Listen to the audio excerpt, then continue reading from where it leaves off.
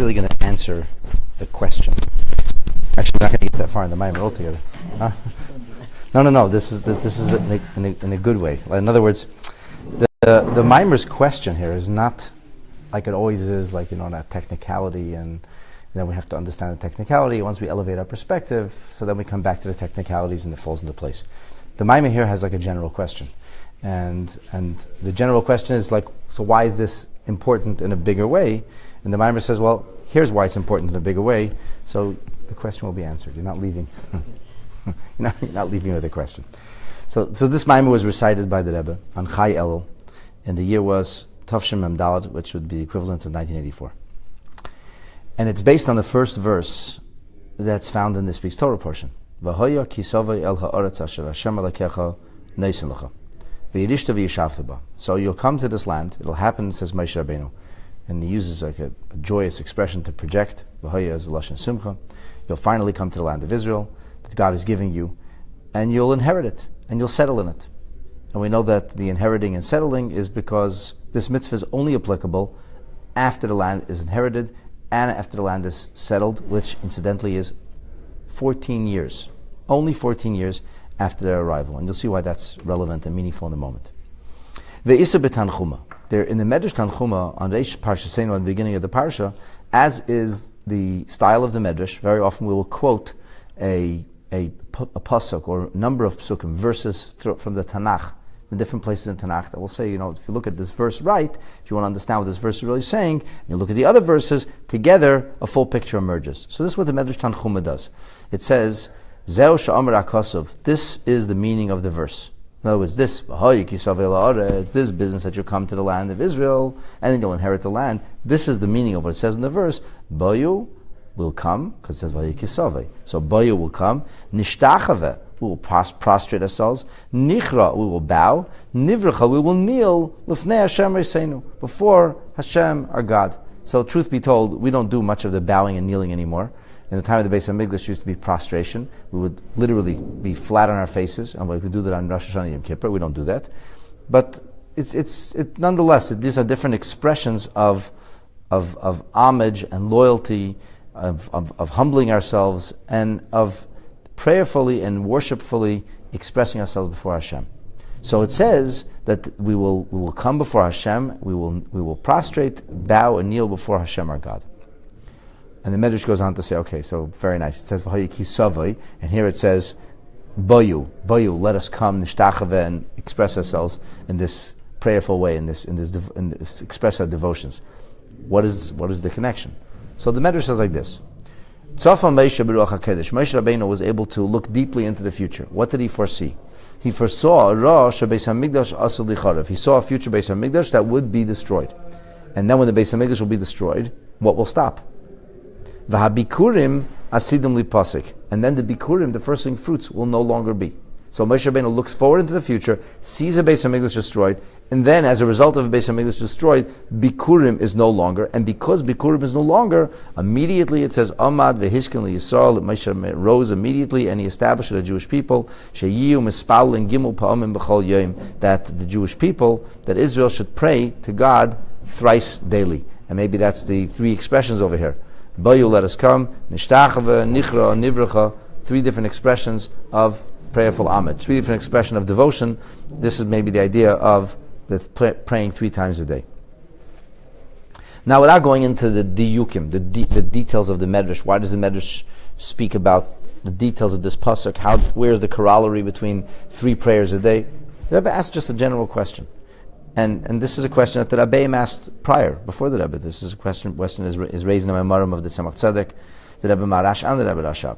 And the question is like this: Ma inyan gimel tefillah seitzel bikurim.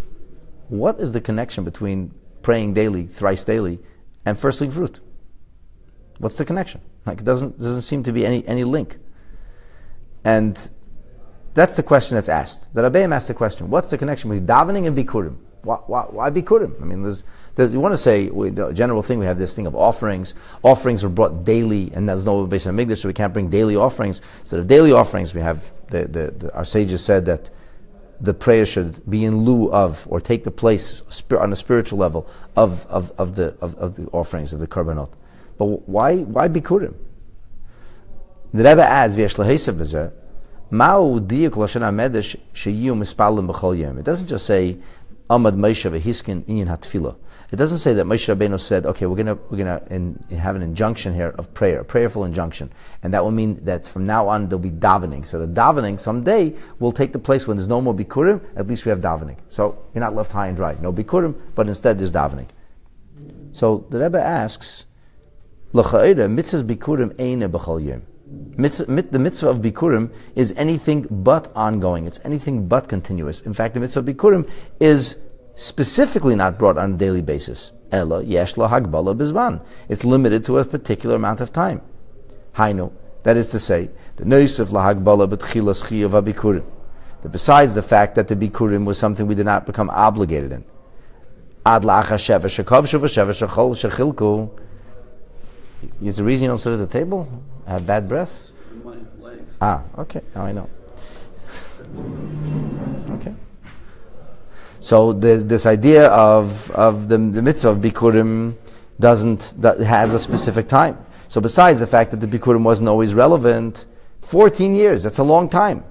And the Jewish people come to the land of Israel, and for 14 years, there's nothing doing. 14 years, no Bikurim. And only 14 years later, imagine what a person will say, "I'm not davening for 14 years. What do you mean davening? You have to. If it's such an important thing that Bikurim has to be replaced, how did the Jewish people exist in Israel the first 14 years? 14 years without any Bikurim. So clearly it's not something which is relevant, necessary, meaningful, important on a daily basis, on a regular basis, on an ongoing basis. If we live 14 years without it, so okay, the Beis HaMikdash is destroyed. It's like Moshe said, what are you going to do? There's no more Bikurim. How could such a thing be? I mean, there's been times before the Beis HaMikdash not Bikurim. That's number one. And the Rebbe says, furthermore, there is a Zman Mugbal Bashana of Havasa Bikurim. There's a limited amount of time of bringing Bikurim. Bikurim can only be brought from Atzeres ad Chag. You can bring firstling fruits in the Beis HaMikdash from Shavuot up until Sukkot. Or, according to a later teaching, ad Chanukah until the festival of Chanukah, and that would be already without the recitation. There's a formal recitation, as we learned, that accompanies the firstling fruit. You can make that recitation, you can make that declaration, that loud and proud statement that I'm thankful to Hashem and I'm grateful. You can make that statement in the beginning of bringing the Bikurim, up until Sukkot. Once Sukkot passes, until Chanukah, you can still bring the Bikurim, but you can no longer formally say anything. So already, but either way, there's a great deal of limitation over here. In Kain Tzarech Bia, we have to understand, Madua HaTfilah is why is it that the prayers Shenitaknu, that were established, should be b'mukeim bikurim. And it's the union of three prayers, not like a tfilas musaf, a musaf prayer or some other prayer. No, the regular prayers that we do every single day, thrice daily, which represent continuity and continuously doing something. And what does that represent? It represents bikurim. Bikurim, which is anything but continuity. So the big question is, here's a mitzvah which is continuous, ongoing, regular, daily, thrice daily in fact. And here's a mitzvah which is, if anything, unusual, exceptional. You brought it only in a specific amount of time. So the question is, what's the connection? Like, how did Bikurim become so central? Davening is central to the Jewish people. It's ongoing, it's continuous. Bikurim is not. And yet, the Medrash Tanchuma seems to see a link between the Bikurim, which is the rarity, the exception, and between davening, which is the ongoing, continuous, everyday reality. That's the question. That's the question. It's not really a question of, the technicality of, it says it plural, and then it says it singular, and why does it change tenses, which we probably wouldn't get to that answer anyway. But here is just a general thing. So what we're going to have as an overview of this, of a fruitful perspective on Yiddishkeit. And we're going to see how Bikurim occupies a central feature, a key part, a key component of Yiddishkeit itself. And once you understand that it's a key component of our Judaism and our Jewish faith and love and loyalty and devotion and commitment and homage to HaKadosh Baruch Hu, so then it's not so hard to understand anymore, because we have this general principle. General principle is Bikurim are very important in an ongoing way. The question, of course, is how? It can't be in the literal idea of Bikurim, because the literal idea of Bikurim is neither ongoing nor continuous.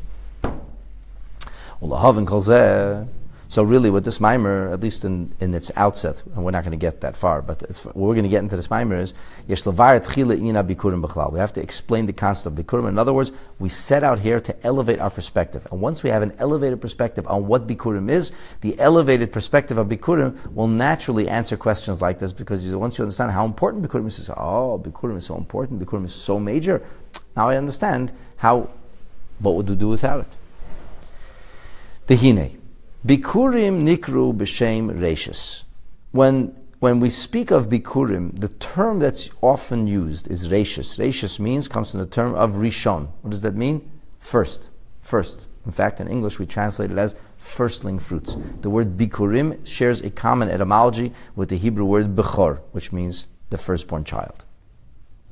So Bikurim an nikra reishis, kamesher kosov, like it says in Parshas Mishpatim, the first time Bikurim are introduced to us. That over there it says Reishis Bikuri ad Mascha, the firstling fruit, the beginning. It doesn't just say Bikuri. It doesn't. You should say Bikuri ad Mascha. No, it says Reishis Bikuri. There's the firstling fruit, and it's the first of the firstling, the first of it all, the Reishis. Vehein kaidma letruma. In the process of separating the various gifts that have to go to the Kohen, to the Levi, and so on and so forth, the first thing, even before Truma is, first thing we do is give to the Kohen. But before we do that, we separate the firstling fruit, the Truma. And of course, this was not done at the same time. The Truma is only performed after the harvest is brought in. So after everything is cataloged and, if you will, like packed together, then once all the harvest is before us, we say, okay, now I need to start dividing. There's going to be a portion that's going to go to the Kohen. Here's a portion that's going to go to the Levi, and so on and so forth. But it's only after everything's gathered in. Bikurim, on the contrary, was a person would go out to his plantation, his farm, the orchard, and he would see the first blossoms. And he would make a little sign. He would tie it a piece of red thread maybe, or put a piece of grass over there and say, okay, this is the first thing I saw. And then later, when the fruits would reach maturation, he would go to the fruit that was marked, the fruit that had been in some way identified as this is the first thing that I saw, first blossoms that appeared, and I would use this later, set it aside, and bring it to the Beis HaMikdash. If I wasn't going to the Beis HaMikdash for a while, and the fruit's going to get rotten, and I have no refrigerator, and anyway, bringing something to the Beis HaMikdash after it sits in the fridge for 2.5 months is probably also not a nice thing to do. So what do I do then? I cure it. I bring raisins instead of grapes. I put dried figs instead of fresh figs, and so on and so forth. So we have this idea that the Bikurim is called Reishis. It comes before Truma. Ve'ein la'achar davar sharoi la'akdimei. Pardon me. Like it says, Mele'acha v'dimacha loisa acher. Mele'ascha v'dimacha, like Rashi tells us on Parshat Mishpatim, refers to the idea of Truma. He says that this refers to the grain and to the wine vats, even though Rashi there says he doesn't know why it's called that. But at any rate, it's certain that that's what it means. And then, what does it mean, ta'achar? Don't tarry, don't delay. It means don't do things in the wrong order. Don't separate one, and then afterwards separate the other. It means separate first meiser, and then you give afterwards truma, because then everything is mixed up. Bikurim koidmin letruma. The idea is that Bikurim, that firstling fruit, must precede the concept of truma. We're not permitted to delay something which should have been done initially. The order is very important to stick to. Kipsaka Rambam, as the Rambam rules, and that's important to say because this is a halacha, and the Rambam is the only one who actually rules on Beis HaMikdash related things. There's no Shulchan Aruch about it. The Rambam is the only one who actually talked halachas. If there's a halacha, that it cannot be done in that fashion. V'ayidei bikurim u'truma. What happens is that through bikurim and truma, then everything becomes permissible. But yeah, of course, there's gifts that have to be given. You have to give to the poor, and you have to give to the Levi, and so on and so forth. But really, insofar as holiness is concerned, because this is fruit or produce that grows from a holy ground, so it comes from holy soil, therefore it is holy. And when you take the holiness and concentrate it on one specific portion, that portion becomes holy, and the rest becomes mundane, ordinary, everyday. It's something that can be eaten by all. So that the kri is the term for the harvest, what you brought in. V'nimtza comes out that every harvest, or every like group segment of the harvest, yesh by gimel and yanim. There's three things. Number one, there's bikurim. Number one, there's truma. Number one, and then number three, there's shara kri. So there's bikurim. That's the firstling. That's low. You want to call it in different language to make it easy for you. The low-lying fruit, mid-lying fruit, and then the upper fruit. just to divide it up like that. So there's the Bikurim, first thing, right away. Before you do anything, first thing, Bikurim, right away has to be set aside. Then there's the Truma. You have to make a little more of an effort. You have to separate. You have to choose from the finest and the best. Like Bikurim, you have no work to do. It gets done by itself. It's Hashem does that job. The things that blossom first, that's your Bikurim. All you're doing is signifying what it is. The Rambam actually says you have to verbalize when you make it. You should say Hareza Bikurim, because it doesn't become Bikurim just because it blossomed. You have to turn it into Bikurim, but you have very little work to do. So okay, now say this. Now read this line. You didn't choose anything. You didn't select. So that's like the low-lying fruit. It's the easiest thing. All you got to do is just come out there and simply verbalize the fact that's already been established, and then it becomes Bikurim. Then there's the middle fruit. It's not low-lying. It's mid-level. You have to do something. You have to go out there. You have to, first of all, bring the harvest in. After you bring the harvest in, you have to carefully analyze what was brought in. Look for the finest and the best. Then you separate the finest and the best. As it says, Kol Chelev, the finest, that has to go Lahavaya to God. And then when you're able to separate that, the finest and the best, then it's dedicated to the Kohen, and that's how it becomes Truma. It's a little bit harder, yes. On Bikurim, if you have multiple trees, etc., how do you differentiate which one you're going to take? You take Bikurim from every species. All of them. Yeah, and then there's a special way that it's piled in the basket. Different fruits go on a different level. Like dried fruits go underneath the fresh fruits. And then it depends which fruits go on top, which on the bottom. There's a whole system of how you organize the Bikurim when you come to Hashem. Bikurim was a major part of Jewish life. The people would come from all across the country, and they would start off in small little groups, and then the groups would get bigger and bigger. And they wouldn't go inside a home or inside an edifice, because then it could be ritual impurity. They would stay in the street. They would remain outdoors. Thank God in Israel it doesn't rain in the summer. And they would remain outdoors. And then in each place the locals would come and greet them. And then the group would swell. The mob would gather, if you will. Yeah. And the streets there at Yerushalayim would be filled with throngs of these pilgrims bringing their Bikurim. And they would have like an ox walking in the front, and it would be adorned. Its horns would be. It's a parade, a Bikurim parade. Josephus Flavius actually describes a Bikurim parade that he saw. So if you want a snapshot from antiquity, he actually describes it, what it looks like, exactly like the Rambam describes it in Halacha, which is from the Gemara. He actually says what he saw, and how the people came, and then the people of Yerushalayim would close their stores, and they would come out and they would greet, says, Achenu, our brothers, where are you from? Which part of Israel are you from? And say, we're from this. And say, Baruch Hashem, so good you could come to Yerushalayim. This whole major event going on. So it was a major thing. It wasn't like a little detail. But the Bikurim was the easiest thing to take care of. Maybe to bring it is challenging, but to identify Bikurim is like, that's from God. Then the second level thing is to identify the Truma. That takes more effort. The last is the rest of the Kri, the rest of the harvest. To sanctify that is really difficult. Because now you have no more, not legislated what to do. Now you have to figure out what to do. You have to eat l'shem shamayim. You have to eat for a holy purpose. You have to choose and decide how you're going to use the bounty, utilize the gift that Hashem has given you. It's very hard. They tell a story. It was once one of the Polish Rebbes, and he hardly ate. They never saw him eat Shabbos, never saw him eat anything. So they said to him, Rebbe, why don't you eat? I mentioned that essen. The person has to eat. So he said to them, I'll tell you the truth. It's so hard to eat l'shem shamayim, it's easier for me not to eat. Now most of us don't care about that. Shem shamayim, yes, shem shamayim. Is it good? Pass the ketchup. That's what's important. This man was a tzaddik, right? But a tzaddik who struggled. Some tzaddikim struggle more. He was a tzaddik who struggled. And he said it was hard for him to eat l'shem shamayim, but that was very important to him. It was easy for him not to eat altogether. So this is the high fruit. The rest of the Kri, that's the really challenging part of it. There's the easy, the things are ordained from on high. The thing we have a specific formula to follow. Separate the Truma. Okay, separate the Truma.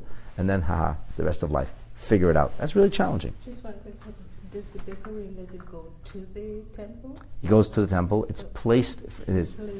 We have this declaration, and then it's placed in the temple, and then it goes to the Kohanim. The Kohanim eat it. So therefore, al pi Chassidus, and from a Chassidic perspective, through Chassidic lenses, we have the same thing with regard to life itself. That there's three levels. There's Bikurim, there's Truma, and then there's Sha'ar HaKri. Because this is a reality in the world, in the harvest and the produces, these three realities, it's self-understood that this has to exist on a spiritual level too. Like the famous teaching of the Zohar, God looked into the Torah and created the world. So if there's something that's in the world, it must already be in the Torah. That's the blueprints, so to speak. Similarly, also with regard to the person, the Ilam Katan, Zeha Adam, this person who is considered to be a microcosm of the world. Like we say, the entire sun can be reflected in a single drop of water. So the whole world can be taken within the frame of one person's life. Everybody's a little world, a little universe. Hainu, ba'avidasa shekol echad v'yachad, in the aved of everyone. Okay, so what is that? What's Bikurim in our lives? The explanation is the Yidua Mamar Azal. There's a famous saying of our sages, which is found in Bereishis Rabbah and elsewhere, that it says Shiva Dvarim Kadmu Leilam. There are 7 things which primordial things. Ubeinehem, and amongst those things which are primordial, which Hashem created prior to the universe, there's Torah v'Yisrael shekadmu leilam. There's Torah and the Jewish people. The Medrash goes on to say, mi kadam l'mi. So, but I don't know who comes first. Ve'isa b'tana d'Eliyahu, in the teachings of Eliyahu Hanavi, which is also brought in the Mamarim that Rebbe referenced earlier. The Ani Eimer she Yisrael kadmu l'chol davar. Eliyahu Hanavi taught Yisrael is kadmu. The Jewish people come first. Gam l'Torah, even before Torah. The hini ha'olam atzmei u'kumei. The world itself is like a harvest. It's God's harvest. So the world's a harvest. What should we do with the harvest? Elevate the harvest, change the harvest, transform the harvest. Why did God create a universe? We should make it dira b'tachtenim. We should make it a better place. And then there are things which are separate and apart, designated, unique. There's beis bechinas reishis. There's 2 things which are reishis, which are primordial, or if you will, they precede. Koidmin lekri. They come before you get to the rest of the harvest. And those things are Bikurim and Torah. And Bikurim and Truma, pardon me. And Bikurim and Truma represent respectively Torah and Yisrael.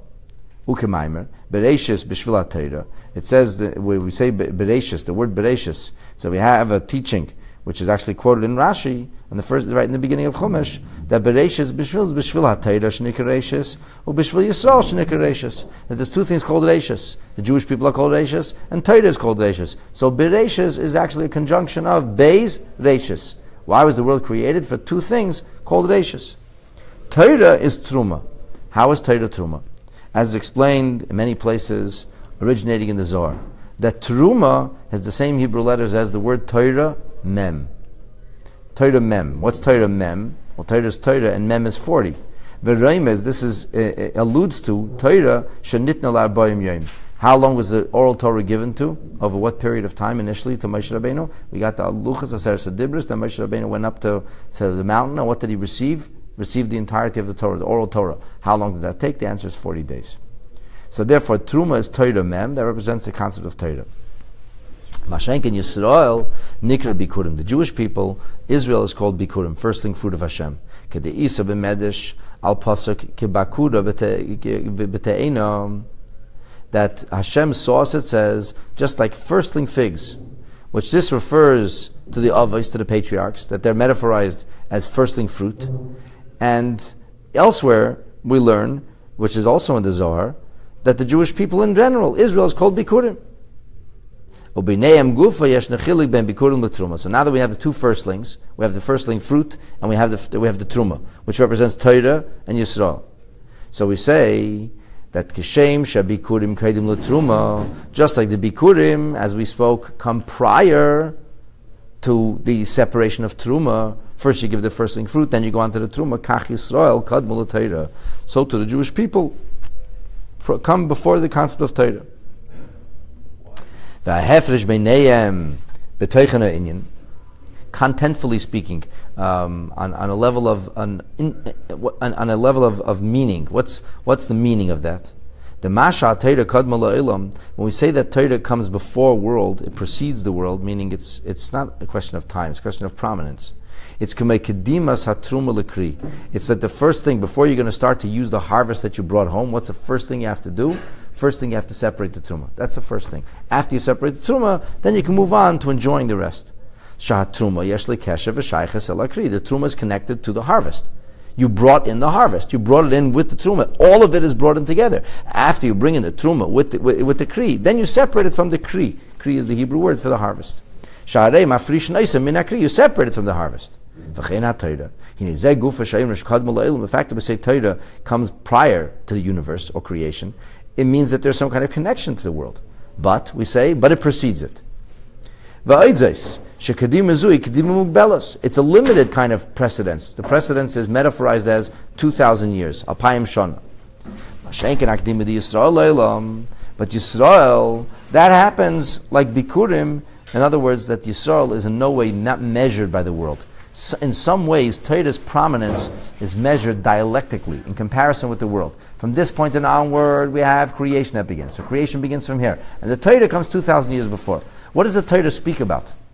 The Torah speaks about the world. Here's what you should do with the world that Hashem created. Here's how you should modify the world. Here's how you should treat the world. Here's how you should engage with the world. The Torah's instructions of how to deal with the world. So the Torah is connected to the world, only the Torah is loftier. We say that the world does not legislate the Torah legislates to the world. But there's a connection between the two. But Yisrael, the virtue of Yisrael is not because of how we deal with the world. The virtue of Yisrael is because, just because. Not because a Yid does mitzvahs, not because a Yid learns Torah. A Yid is special because he's a Hashem special child without any of this reality. Even without the reality of how do you deal with the world.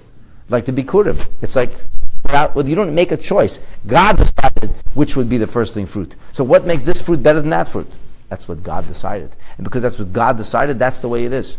So the virtue of Yisrael, towers above the virtue even of Truma. And so the idea of Bikurim represents Am Yisrael itself. Torah represents our engagement with the world. And finally, the Kri represents the universe of the world, or creation, that we have to deal with. So now we understand why Bikurim is so important, because the mitzvah of Bikurim represents Am Yisrael itself.